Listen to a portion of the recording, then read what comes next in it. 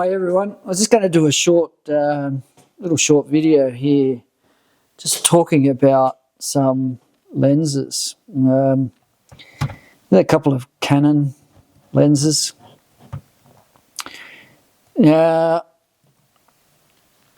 I recently got, I've had mirrorless and DSLR, but I've got a few more mirrorless now, and I avoided changing from. I've still got my EF lenses, and I adapt them to the RF bodies. And I waited for a while. I didn't change, and I didn't buy any RF lenses because I wanted to see what Canon was going to do. Because it wasn't long ago they introduced another mount, and as you probably may know or may not know, but that's pretty much died out now. So I'm glad I didn't go into that system. It didn't look like it was suitable anyway for what I wanted, but it seems like they're really stuck now with this RF mount, so it's not going to go anywhere. When we say mount, in case you're not familiar with, it's how it attaches to the camera body. So even within one brand, you've got different mounts. Even within a model, like in the R series, the RF, you also have RFS. This is RF. Actually, I think this one's RF as well, but there is RFS. Actually, the camera that's videoing this is an RFS lens. The RFS is designed for a smaller sensor. Anyway, that's getting a little bit deeper into things than what I want to get into. So,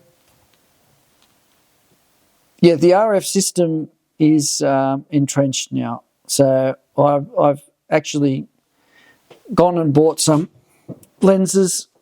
These ones I got as part of a deal, actually. I got 3 lenses and an adapter. I don't know why the guy gave me a really good EFL lens, which maybe he didn't even realise how good it was, because he had the 3 of them together with this, and he only had just started in photography, and he bought the R8 body and decided to get an R5. So, and he'd only been shooting for a couple of months, so probably he's reading too much. Maybe he's watching too many videos on YouTube where everyone talks about their gear all the time. Anyway, I got these lenses, so I just thought I'd point out a couple of things, because one of them actually tripped me up. Now, I've been using all these different lenses and cameras from Canon for many years, and at the beginning I couldn't work out what was going on. I had this lens attached to a body. I'll just lay them down. I had this lens attached to a body, and this is a kit lens, and I couldn't get the camera to take a shot.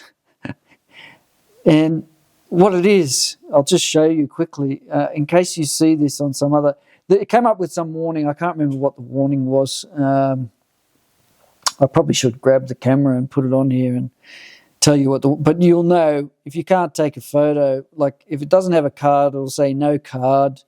If you haven't attached the lens, it'll say no lens. There was some other thing. It was some other error, but it was related to the lens.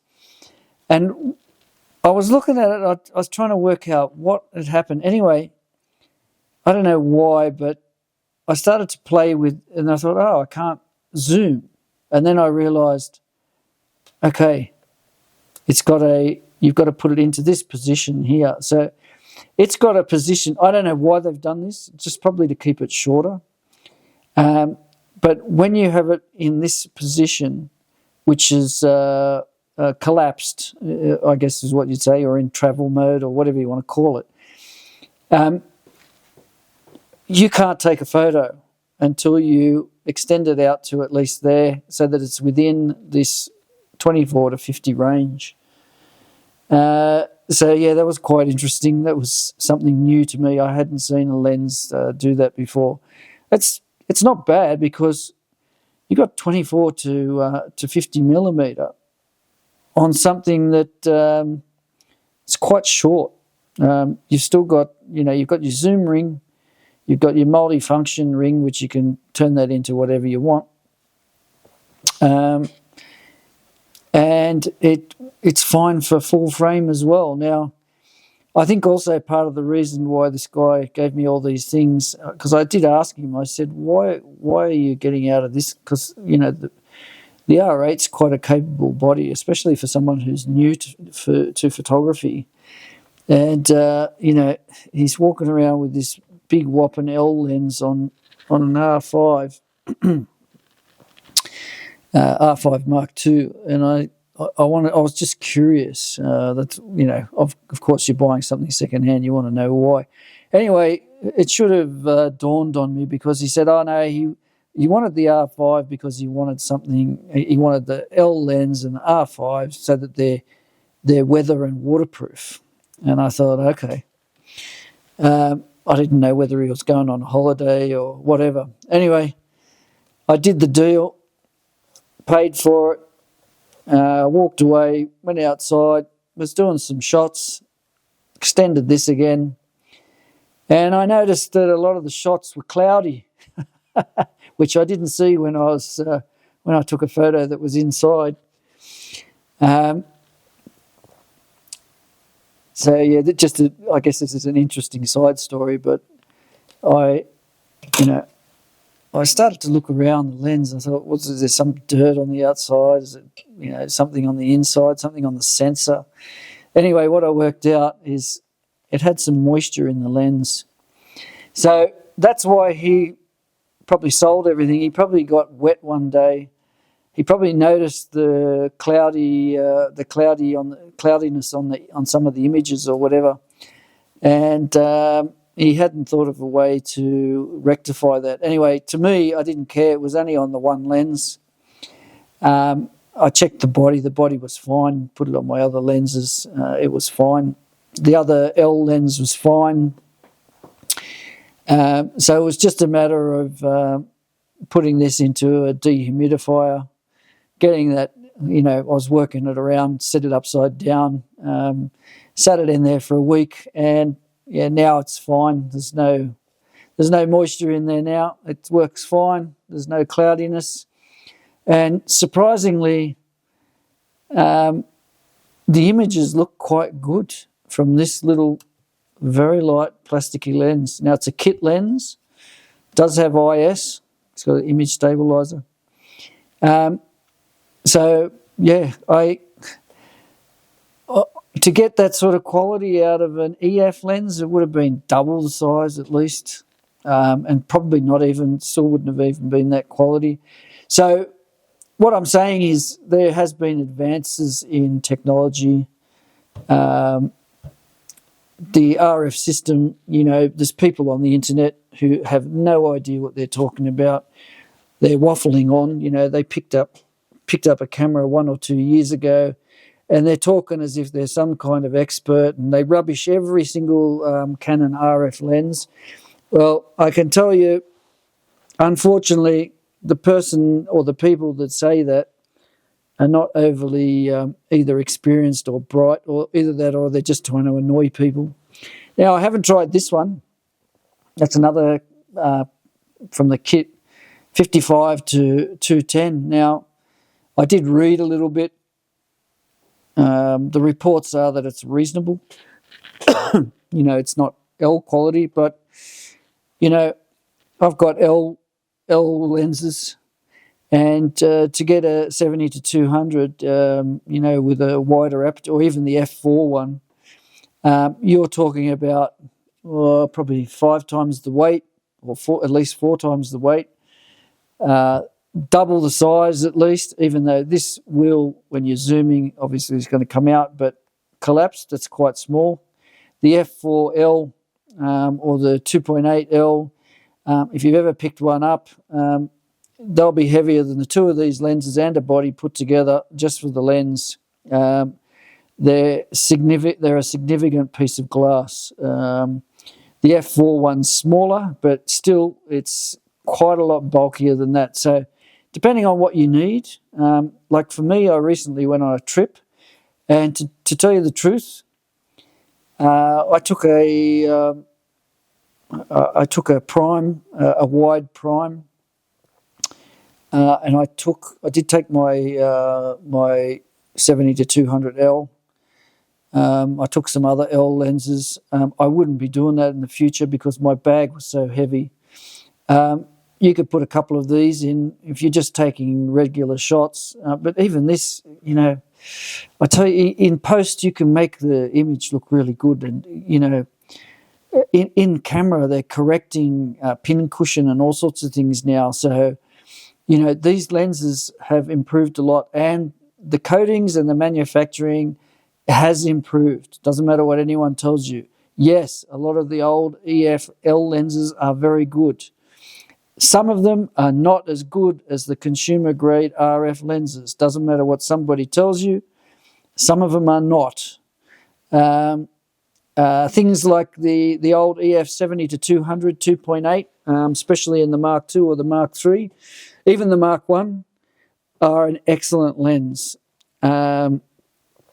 But some of these RF lenses, even in the consumer grade, when you do a little bit of post work, they're pretty darn good. Yeah, okay, they're not the same. Of course they're not the same. If you've got what I'm trying to get at is if you've got a 70-200 EF L lens, any of them, are you going to go to an RF 2.8 L lens? I wouldn't. Yes, the RF lens will be better, despite what people say. Probably all of the RF L lenses are going to be better than the comparable. Probably, I haven't checked on them all. But they're probably going to be better or at least as good as any of the EF L lenses. But, you know, the price, does it justify it? You know, there's still a big lens, you know, so the adapter, does it make... I think once you get into those larger telephotos, like a 70-200 or bigger, really the size is not so important anymore. The only difference with that one might be the... okay, so I haven't used it yet, but the 100-400 consumer-grade RF lens, I think I'm going to buy one of those because I have a 100-400 L lens, EFL lens, and from what I've read, that RF lens is just as good as what my EFL lens is. The only difference is it's probably half the weight and nowhere near as bulky. Much better for traveling. Not only that, it's black. I prefer black. The white, all these people that want to have white L lenses, what for? It's good for Canon because you can see all these white lenses, but it's a terrible color for a lens. Black is much better, in my opinion. So yeah, there you go. Anyway, we've sort of strayed a bit, but yeah, I just wanted to talk about these RF lenses and the new system with Canon. You know, you've got your EF lenses. If you've got good EF lenses, there's no reason to get rid of them. You can get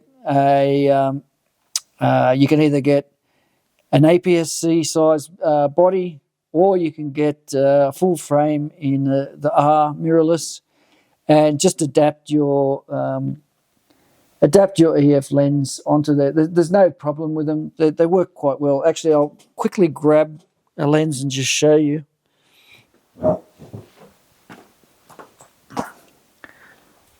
Now, it does add to the bulk. And I'll just show you this one. Now, this is an EF L lens. So already an L lens is going to be big. If this was a consumer lens, it'll be smaller. But what you're adding is not this, because that goes into the body, but you're adding close to an inch with this adapter. There is different adapters. I think I've seen one that was a bit thinner as well. That's actually a genuine Canon adapter. I've got other adapters that are a different brand. But for this type of lens, 16 to 35, I probably wouldn't bother.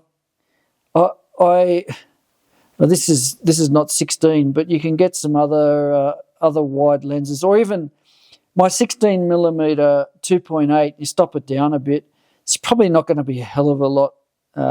It's not going to be too far away from this. I mean, this is going to be a better lens, but the 16mm RF lens is about that thick compared to this. And not only that, this probably is about getting close to a kilo, maybe not a kilo, but it's pretty hefty. You wouldn't want this hitting you in the head.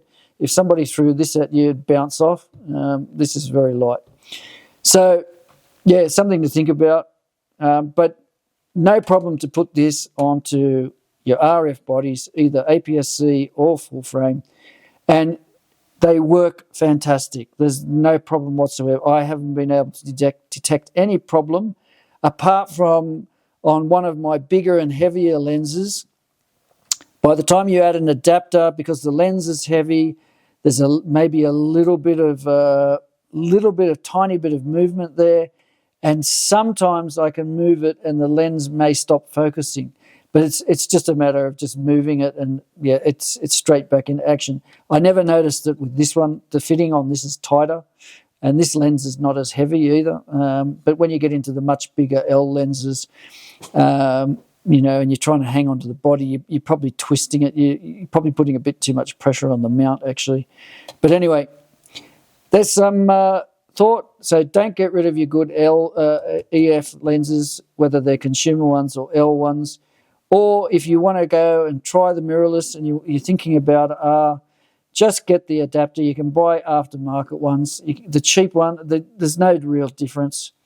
They're just transmitting electronic signals. There's no circuitry or anything. There's no weird gizmos going on inside here. So just your favourite EF lenses, take them over, buy the body, and I wouldn't get kit lenses like this one. I'd just use whatever EF ones you already have and just use them on the body, get used to it.